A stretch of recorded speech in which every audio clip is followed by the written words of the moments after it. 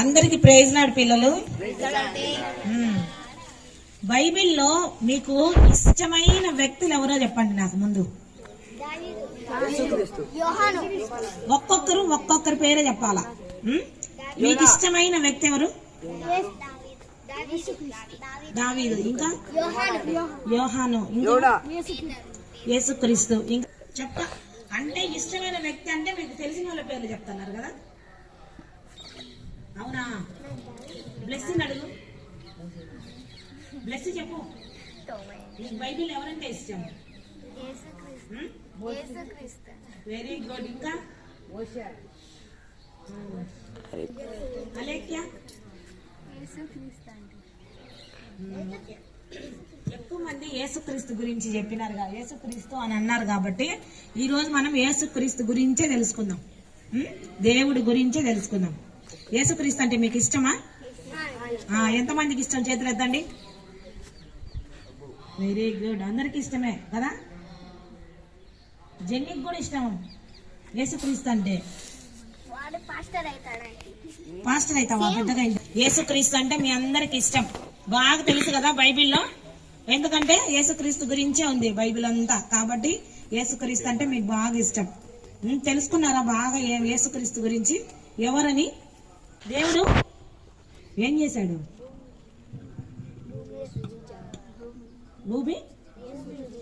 భూమిని సృజించినందుకే మీకు ఇష్టమా యేసుక్రీస్తు? అంతేనా? మట్టితో వెరీ గుడ్ స్టీఫెన్.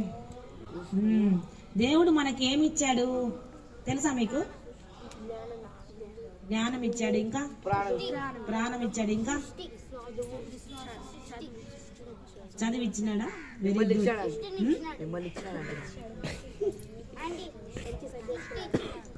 మంచి సండే స్కూల్ అంటే ఇచ్చినాడా? నిజంగానే చెప్పండి, ఒట్టిటి మాటలు చెప్తున్నారా? నిజమైన గట్టి మాటలే చెప్తున్నారా? మనకేమి ఇచ్చాడంటే తనలో ఉన్నటువంటివన్నీ ఇచ్చేసినాడు, తనకి ఉన్నటువన్నీ ఇచ్చేసినాడు. తెలుసా? మనకు ఎవరైనా మనం అలా ఇస్తామా? ఎవరికైనా మనకున్నవన్నీ ఇచ్చేస్తామా? ఇవ్వం కదా. సగం ఇస్తావా నువ్వు? నాకు డౌటే, నువ్వు అసలు ఏమి ఇవ్వని నాకు డౌట్ వస్తుంది. అయితే ఏమి ఇచ్చాడంటే ఆదికాండము 1వ అధ్యాయము 1వ అధ్యాయము 26వ వచనం చదవండి. గట్టిగా పైకి లేచి చదవండి. దేవుడు మన స్వరూపమందు మన పోలిక చొప్పున నరులను చేయుదము, వారు సముద్రపు చేపలను, ఆకాశ పక్షులను, పశువులను, సమస్త భూమిని, భూమి మీద ప్రాకు ప్రతి జంతువులను ఏలుదురుగాక అనియు పలికెను. దేవుడు ఏం చేశాడంట? తన స్వరూపమందు తన పోలిక చొప్పున నరులను చేశాడు. తన స్వరూపం అంటే ఏంది? తన పోలిక అంటే ఏంది తెలుసా? నరులని చేయడానికి ఏం చేశాడు? తన స్వరూపంలో తన పోలికను చేశాడు. స్వరూపం అంటే ఏంది? పోలిక అంటే ఏంది?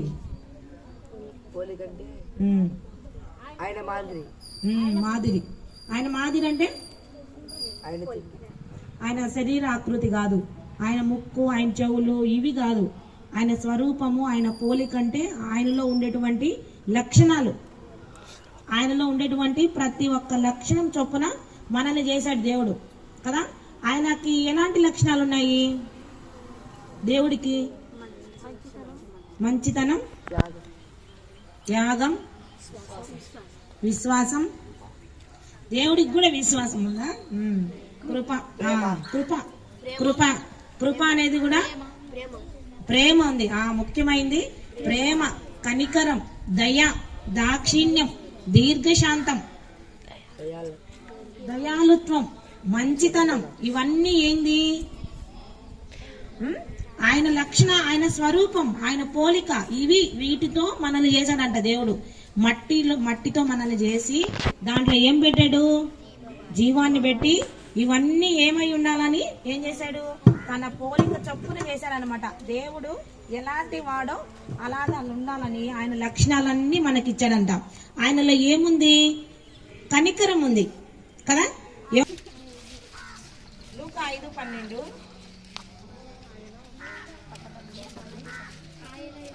ఆయన యొక్క పట్టణములో నున్నప్పుడు ఇదిగో కుష్ఠరోగముతో నిండిన యొక్క మనుషుడుండెను. వాడు యేసును చూచి సాగిలపడి, ప్రభువా, నీకిష్టమైతే నన్ను శుద్ధినిగా చేయగలవని ఆయనను వేడుకొనెను. తర్వాత ఏం చేశాడు? అప్పుడు ఆయన చేయి చాపి వానిని ముట్టి, నాకిష్టమే, నీవు శుద్ధుడవు కమ్మని అనగానే కుష్ఠరోగం ఏముందట? విడిచెను. మామూలుగా కుష్టి వ్యాధి కలిగిన వాళ్ళని ఏం చేస్తారు అంటే వెలివేస్తారు అనమాట, ఊరికి దూరంగా పెట్టేస్తాడు. ఇంకా వాడు అక్కడే ఉండి ఉండి ఉండి ఇంకా ఆహారం లేక వైద్యం లేక చనిపోతారు. వాళ్ళని ఎవ్వరు కూడా ముట్టుకోకూడదు, తగలకూడదు అని ఉందన్నమాట.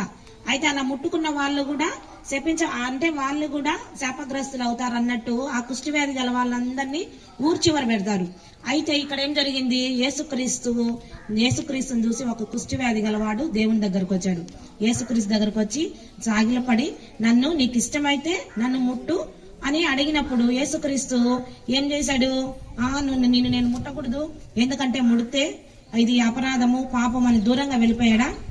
అసలు మనం దగ్గరకు రానిస్తామా? ఎవరికైనా కుష్టి వ్యాధి, అదే పుండ్లు, అసహ్యంగా ఉన్నప్పుడు అసలు అడుక్కునే వాళ్ళని మనం తగలగలుగుతామా?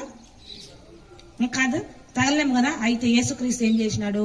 ఆయన నీకు ఇష్టమైతే నన్ను ముట్టు అన్నప్పుడు దేవునిలో ఏముంది? కనికరం కలిగిన దేవుడు కాబట్టి. అంటే కనికరం అంటే ఏంటంటే అది మించిందనమాట. అది జాలి కంటే మించింది కనికరం. అది దేవుడికి ఉంది కాబట్టి ఏం చేశాడు? వెంటనే ఆయన ఏం చేశాడు? ముట్టాడు. దేవుడు ఎవరు? పరిశుద్ధుడు కదా. అసలు దూరం నుంచి ఆయన మాట, యేసుక్రీస్తు నామమున ఇది తొలగిపోవును గాక, ఇది నయమవును గాక అంటేనే తొలగిపోతాయి, స్వస్థత కలుగుతుంది కదా. కానీ దేవుడు ఏం చేశాడు? అక్కడ ఉన్నటువంటి శాపాన్ని, పాపాన్ని కూడా దేవుడు ఏం చేసినాడు? తన చేత్తో తీసివేశాడు కదా. అప్పటి వరకు కుష్ఠవ్యాధి గలవాన్ని ముట్టుకుంటే ఏమవుతుంది? శపించబడతారు, ఊరి నుంచి వెలువైపడతారు. వాళ్ళు అసలు శాపగ్రస్తులు, ముట్టుకున్న వాళ్ళు. ఆ యాజకుడికి చూపించి ఆయన నయమైపోయింది అన్న తర్వాత మాత్రమే అతన్ని లోపలికి రానిస్తారు. అలాంటి పరిస్థితులు ఉన్నప్పుడు యేసుక్రీస్తు ఏం చేసినాడు? ఆయన్ని ముట్టి ఆ కుష్టి వ్యాధి గలవాన్ని స్వస్థపరిచాడు. అంటే దేవుల్లో ఉండే లక్షణం ఏంది? కనికరము కలిగినటువంటి దేవుడు. రెండవదిగా దయ, దాక్షిణ్యం కలిగినటువంటి దేవుడు అంట. 103వ కీర్తన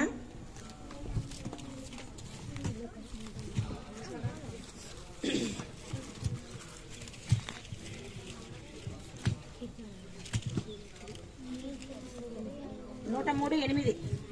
వేరే వాళ్ళు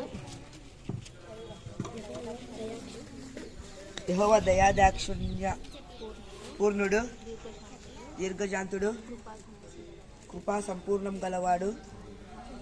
ఆయన ఎల్లప్పుడూ వ్యాజమాడువాడు కాదు. యెహోవా ఎవరంట? దయా దాక్షిణ్య పూర్ణుడు. దయా దాక్షిణ్య పూర్ణుడు అంట. సంపూర్ణంగా ఏదైనా సరే దయ, దాక్షిణ్యం అంటే ఏంది? వాళ్ళు మనకి ఏమి ఇవ్వకపోయినా, తిరిగి ఇవ్వకపోయినా కూడా మనం వాళ్ళకి ఇచ్చేదే దయా దాక్షిణ్యం అంటారు దాన్ని.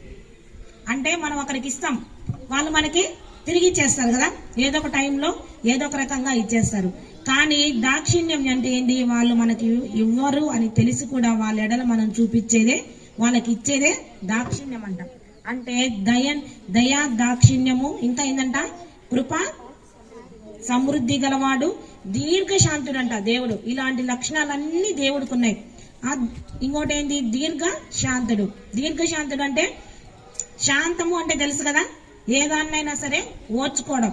దీర్ఘశాంతము అంటే ఏంది? అది ఎంతైనా సరే ఎక్కువగా ఓర్చుకోవడం. అది ఎంత కష్టమైనా సరే మనకి ఓపిక, సహనము ఎంతవరకు ఉంటుంది? మనకి నొప్పి కలగనంత వరకే, అంతే కదా. నిన్ను తిడతా ఉంటాడు, నువ్వు ఈ గమ్మునే ఉంటావు. ఆ తర్వాత ఇంకా తిడతా ఉంటే మన కోపం వస్తే లేదా? ఏదో ఒక మాట మనకి మనసుకు తగులుతుంది కదా. ఏదో అది కొడతా ఉంటావు, ఒక దెబ్బకు దవ్వొచ్చుకుంటావు, రెండో దెబ్బ బిగబడతావు, మూడో దెబ్బకి అబ్బా అంటావా లేదా? మనకి నొప్పిని మనము ఎక్కువసేపు తట్టుకోలేము, మనం శాంతాన్ని కూడా చూపించలేము. అయితే దేవుడు దీర్ఘశాంతం కలిగిన వాడు అనమాట. ఎలా చూపించాడు అనంటే, అడవకి మేకులు కొట్టారు, అదంతే కాకుండా సిలువని ఎత్తుకొని ఆయన ఎన్నో కిలోమీటర్లు నడిచేటప్పుడు వాళ్ళు కొరడా దెబ్బలు కొట్టారు, చంప మీద కొట్టారు, ఓర్చుకునేదా లేదా? ఎక్కడైనా దేవుడు కదా ఇంతమందిని స్వస్థపరిచాడు కదా, ఎక్కడైనా కోపం వచ్చిందా? కోపం వచ్చి అంజూరపు చెట్టును శపించినప్పుడు ఆ చెట్టు ఏమైపోయింది? బూడిదైపోయింది కదా. అయితే వీళ్ళని అన్నాడా? ఎవరినైనా ఒక్క మాట అన్నాడా? కొట్టే వాళ్ళని ఎంత కొడుతున్నా ఓర్చుకున్నాడు, తిట్టే వాళ్ళని కూడా ఎంత తిడుతున్నా కూడా ఓర్చుకున్నాడు. అదే దీర్ఘశాంతం అన్నమాట. దేవుడి దగ్గర ఉండేది ఏంది? దీర్ఘశాంతం.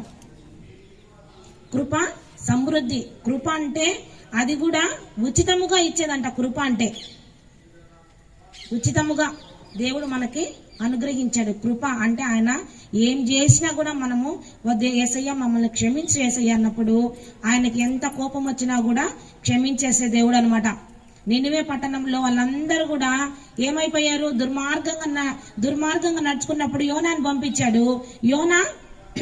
యోనాను పంపించినప్పుడు నువ్వు హెచ్చరించు, నేను దాన్ని అంతా లయం చేయబోతున్నాను అన్నప్పుడు అందరినీ చెప్తాడు నేను నాశనం చేసేస్తున్నానని.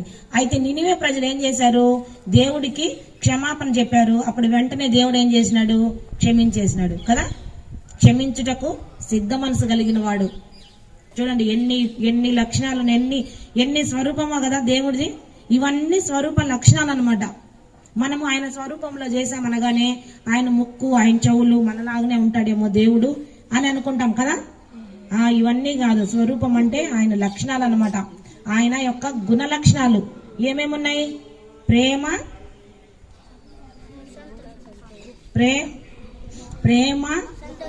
దీర్ఘశాంతము, దయాళుత్వము, మంచితనము, కనికరము, ఇవన్నీ కూడా దాక్షిణ్యము, ఇవన్నీ ఉన్నటువంటి లక్షణాలు దేవుడు మనల్ని సృజించేటప్పుడే ఆయన పోలికలో మనల్ని చేశాడనమాట. అయితే వీటన్నిటిని కూడా మనం ఏమైపోతున్నాము? తప్పిపోతా ఉన్నాం. ఈ లక్షణాలన్నీ మనలో నుంచి దూరం అయిపోతున్నాయి కదా. ఆ రోజు అవ్వ దగ్గరికి అపవాది వచ్చి శోధించడం వల్ల దేవునికి మనకి ఉండేటువంటి సహవాసం దూరం అయిపోయింది. ఆ దూరం అయిపోవడంతో ఒక్కొక్కటిగా మనుషులలో ఇవన్నీ కూడా అంతరించిపోతున్నాయి కదా. దేవుడైతే మనల్ని ఎంతో ప్రేమించాడు కదా. ఆ యోహాను సువార్త, తాను ఈ లోకం నుండి వచ్చి తండ్రి యొద్దకు వెళ్ళవలసిన గడియ వచ్చినని యేసు పస్కా పండుగకు ముందే ఎరిగిన వాడై లోకమునున్న తన వారిని ప్రేమించి వారిని అంతము వరకు ప్రేమించెను. వారి భోజనము ఏముందంట? లోకమును తను ప్రేమించిన ఆయన ఏం చేశాడు? మనకి ఆయన స్వరూప లక్షణాలన్నీ ఇచ్చాడు. అంతేకాకుండా ఆయనలో ఉండేటువంటి శక్తిని కూడా ఇచ్చాడు. ఆయనలో ఉండేటువంటి శక్తి ఎలాంటి శక్తి? అపవిత్రాత్మలను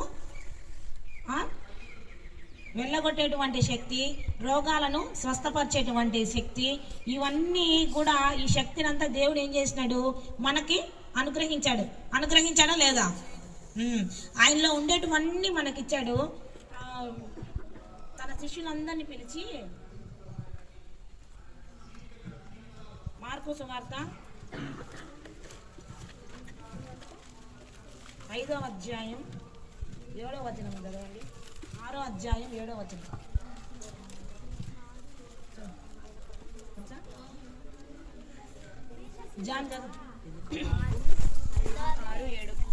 ఆయన కండ్రుగరు శిష్యులను తన యొద్దకు పిలిచి వారిని ఇద్దరిద్దరిగా పంపుచు అపవిత్రాత్మల మీద వారి అధికారం వచ్చి ప్రయాణము కొరకే అపవిత్రాత్మల మీద దేవుడు ఏం చేసినాడు? అధికారం ఇచ్చినాడు. చూడండి, అది దేవుడికి మాత్రమే అధికారం ఉంది. అయితే దేవుడు ఏం చేసినాడు? మనల్ని ఏం చేశాడు? పరిపూర్ణంగా ప్రేమించాడు కదా. పరిపూర్ణంగా ప్రేమిస్తే ఏం చేస్తాము? మనం అన్ని ఇస్తాం కదా. ఎంతో అది మన దగ్గర లేకపోయినా మనకెంతో విలువైనవైనా అసలు వాళ్ళకి మనం ఎవరైనా ఇష్టపడితే మనం ఏమి ఇస్తాం? విలువైన గిఫ్ట్లు ఇస్తాం కదా. కదా, ఇస్తామా లేదా? చిన్న చిన్న చీపుగా ఇస్తామా? తెలియని వాళ్ళకైతే చీపుగా ఇస్తాం. మనల్ని ప్రేమిస్తే, మనం కానీ ఎవరైనా ఎక్కువగా ప్రేమిస్తే మనకున్నటువంటి విలువైనవన్నీ మనం వాళ్ళకి ఇస్తాం. గిఫ్ట్ ఇచ్చాడు, బర్త్డే కానీ ఏదైనా సరే విలువైన బహుమతులే ఇస్తాం. దేవుడు కూడా మనల్ని ఎంతో ప్రేమించినాడు కాబట్టి ఆయనలో ఉండేటువంటి పోలికలన్నీ మనకిచ్చాడు. ఆయనలో ఉండేటువంటి శక్తిని మనకిచ్చాడు కదా. శక్తిని ఇచ్చినాడా లేదా? మరి దేవుడు ఇన్ని ఇచ్చినాడు కదా, మనం ఏమి ఇవ్వాలి దేవుడికి? మనము కూడా ఆయన గుణ లక్షణాలను కూడా మనం ఏం చేయాలంట? ప్రచురపరచాలంట. ఆయన ఏమై ఉన్నాడో మనము కూడా ఆ విధంగా జీవిస్తూ ఆయనలో ఉండేటువంటి మంచితనం మనలో ఉండాలా? ఉందా? అయితే వాళ్ళ చంపల మీద కొట్టారు, వాటిలతో కొట్టాడు, ఉమ్ము వేశారు ఆయన మొహం మీద. ఆయన ఏమన్నా అన్నాడా? ఏమన్నా, మీకోసం ఏడవబాకండి, మీకోసం మీ పిల్లల కోసం ఏడవండి అని ముందుగానే చెప్పేశాడు దేవుడు కదా. ఎంత కదా, మీ శత్రువులను కూడా మనం ఏం చేయాలంట? ప్రేమించాలంట. ఎందుకంటే దేవుడు కూడా మనము శత్రువులమై ఉండగానే ఆయన మనల్ని ప్రేమించాడు కదా. మనం ఏమైనా నీతిమంతులుగా ఉన్నప్పుడు ప్రేమించాడా? మనము శత్రువులుగా ఆయనకి వ్యతిరేకంగా ఉన్నప్పుడే దేవుడు మనల్ని ప్రేమించాడు. కాబట్టి మనం కూడా మన శత్రువులు ఏం చేయాలి? ప్రేమించాలా. మాటకు మాట ఇవన్నీ మనం మానేసుకోవాలా. ఎందుకంటే దేవుడు ఎవరు? దీర్ఘశాంతం కలిగిన వాడు కదా. మనం కూడా దీర్ఘశాంతం పట్టాలా.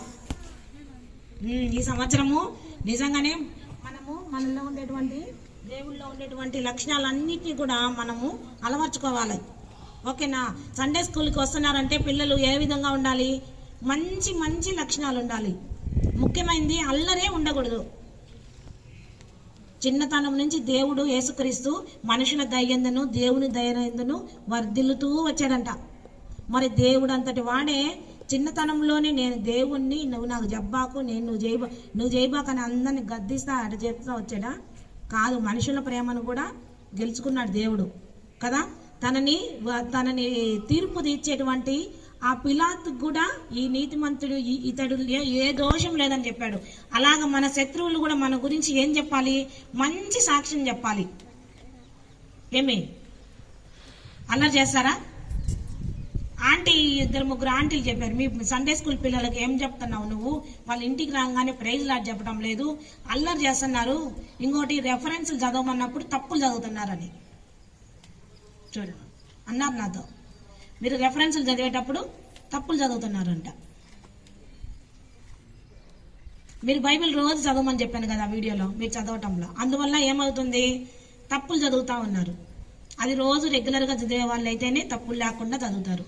వాక్యము స్పష్టంగా అధికారంతో చదవాలి మనం వాక్యాన్ని.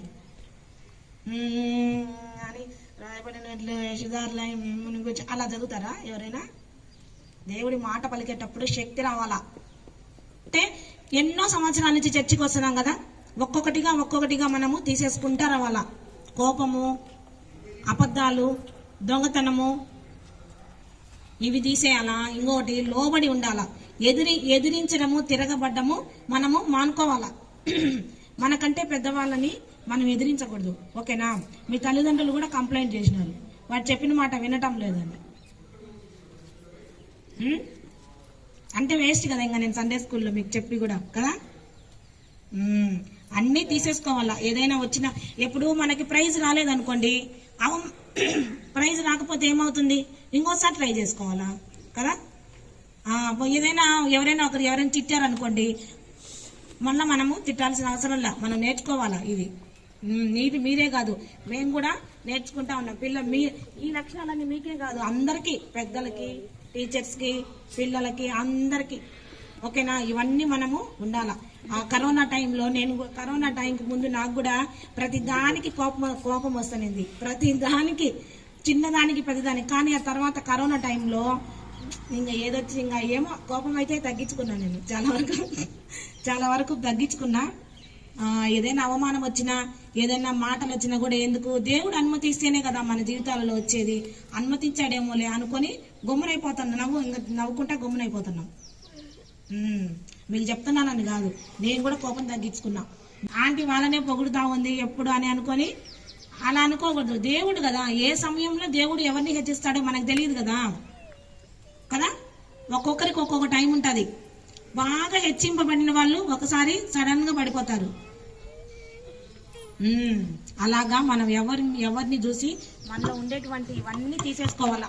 ఈ క్రిస్మస్ కి మనలో ప్రతి సంవత్సరం క్రిస్మస్ చేస్తున్నాం కదా, ఈసారి దేవుడి కోసం దేవుడు మనకి ఎంతో ప్రేమించిన తన కుమారుణ్ణి ఇచ్చేసినాడు.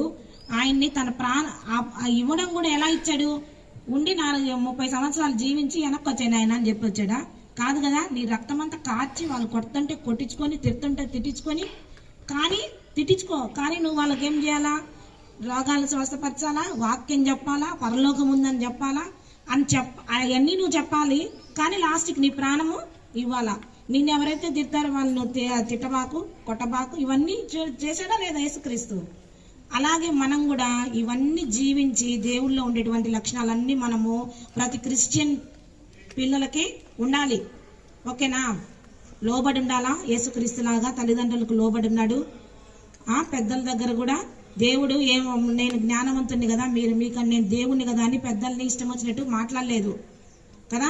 ఆయన జ్ఞానం, ఆయన వాళ్ళని అడిగే క్వశ్చన్లకి వాళ్ళ పెద్దలు కూడా ఆశ్చర్యపడ్డారంట ఆయన జ్ఞానాన్ని చూసి. అలాగా లోబడి ఉండాలి, ప్రేమ కలిగి ఉండాలి, దయ, కనికరము, దీర్ఘశాంతము మనలో ఉండాలి. ఓకేనా? వేటి చొప్పున నరులను సృజించెను.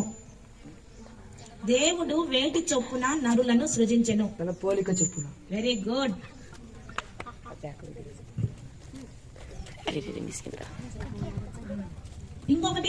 ఒకటి పోలిక చొప్పున, ఇంకొకటి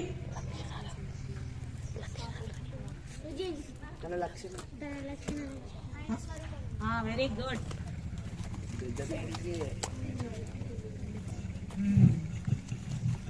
సరే, అయితే ఆయన పోలిక ఆయన స్వరూపం అంటే మనం కొన్ని లక్షణాలు చెప్పుకున్నాం కదా. ఆ లక్షణాలలో మొదటిదేంది? ఏదైనా ఒక లక్షణం చెప్పండి.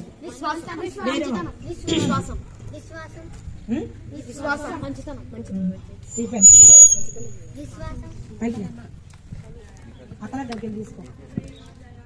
చూడండి ఎంత మంచి గిఫ్ట్ లో మీకు. ఏం చెప్పావు నువ్వు? ఏం చెప్పావరా? ఇంకా నెక్స్ట్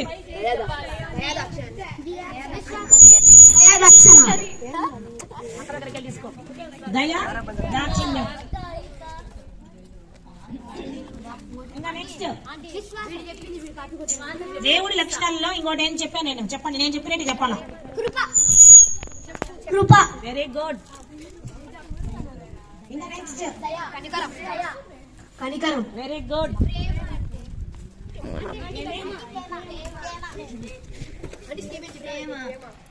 ప్రేమ. ప్రేమ. ఇంకా అయిపోయింది కదా నీది. ఇంకా చెప్పండి. Very good.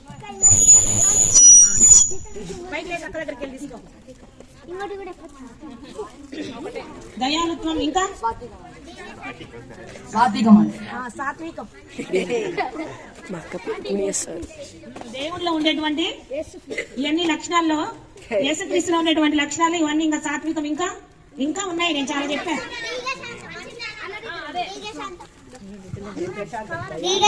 Very good. దీర్ఘశాంతం. మంచితనం చెప్పేశాడు. ఇంకా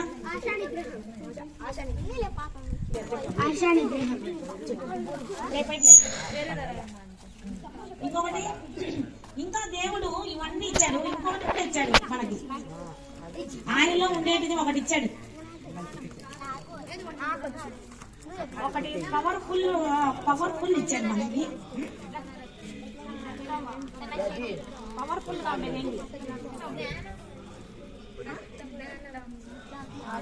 రక్తం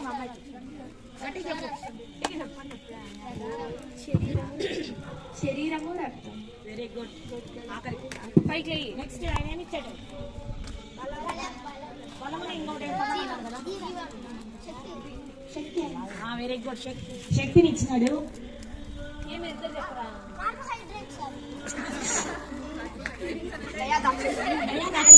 వచ్చింది కదా, కాలేదా? ఓకే, అయితే క్రిస్మస్ అంటే ఏంటి?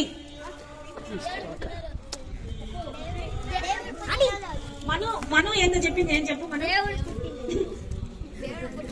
బాగా చెప్పు మనం గట్టి చెప్పు స్పష్టంగా నవ్వుతా చెప్తాను దేవుడు పుట్టినరోజు క్రిస్మస్ ఇచ్చే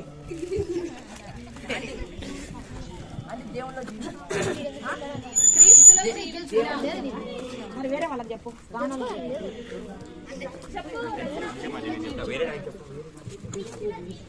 ఇంకా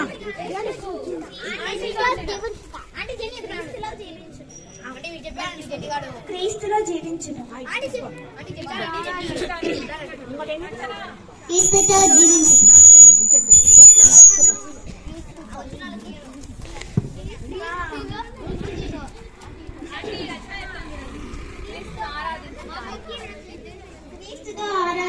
క్రీస్తును ఆరాధించుట వెరీ గుడ్ క్రీస్తును ఆరాధించుట క్రిస్మస్ అంటే ఏది కాదు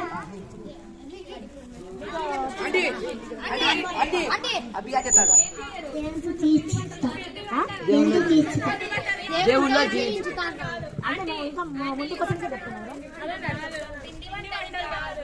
ఏంటి పిండి వంటలు కాదు పిండి వంటలు కాదు రంగులు పూసుకోవడం కాదు ఇవన్నీ మీరు పండగ రోజు చేశారనుకో పిండి వంటలు కొత్త బట్టలు వేసుకున్నారనుకో అది కాదని చెప్పాను కదా ఇన్ని చేసుకున్నారనుకో వాళ్ళ ముగ్గురు చెప్పారు కదా వాళ్ళ ముగ్గురికి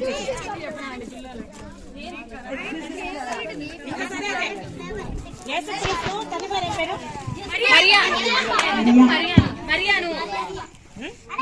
ఎవరు మరియా యేసు తల్లి వెరీ గుడ్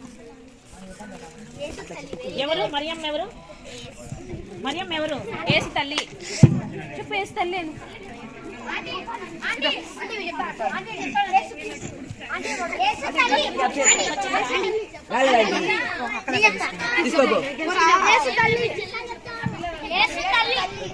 యేసుక్రీస్తు ఎవరు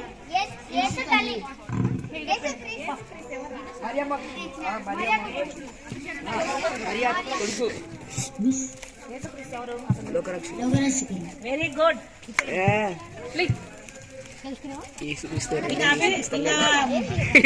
యేసుక్రీస్తు యొక్క తండ్రిగా పిలువబడినటువంటి ఆయన ఎవరు వెరీ గుడ్ అంటే అమ్ములను అడుగుతురా అంటాడా అమ్ములు మిగిలిపోయింది ఇంకా అమ్ములు ఒక క్వశ్చన్ ఉందా ఎవరైనా సరే ప్రైజులు తీసుకోవాలంటే పని చేసి కష్టపడి తీసుకోవాలి అందుకే మీకు యేసుక్రీస్తుకి ఎంతమంది శిష్యులు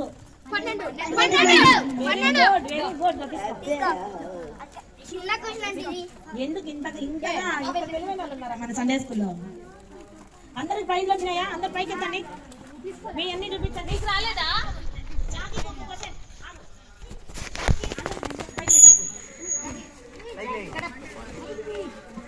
ఆ దేవ కావవే ఈ రాత్రి మమ్మల్ని పాటలు పాడు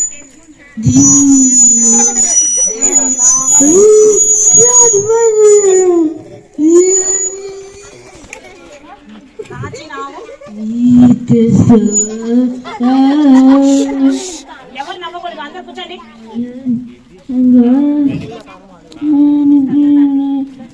గట్టిగా వాడు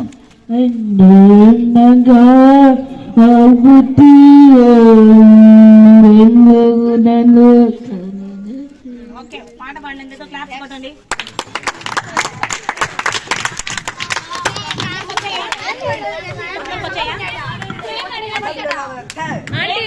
ఇప్పుడు ప్రేమకు క్వశ్చన్ క్లిష్టమైనది సంక్లిష్టమైనది చెప్ప ప్రేమ ఎవరు హీరో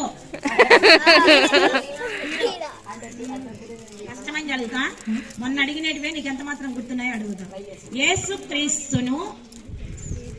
యేసుక్రీస్తుని ఎత్తుకొని వచ్చినప్పుడు యెరూషలేము దేవాలయానికి వచ్చినప్పుడు ఒక ప్రవక్త మరియమ్మతో అన్నాడు ఒక మాట అన్నాడు మరియమ్మతో యేసుక్రీస్తుని చూసి ఏమన్నాడంటే చెప్పు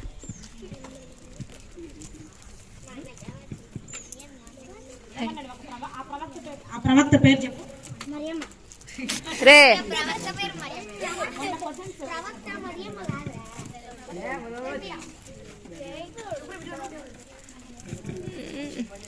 సమూయేలు సుమోయను ఏమన్నాడు?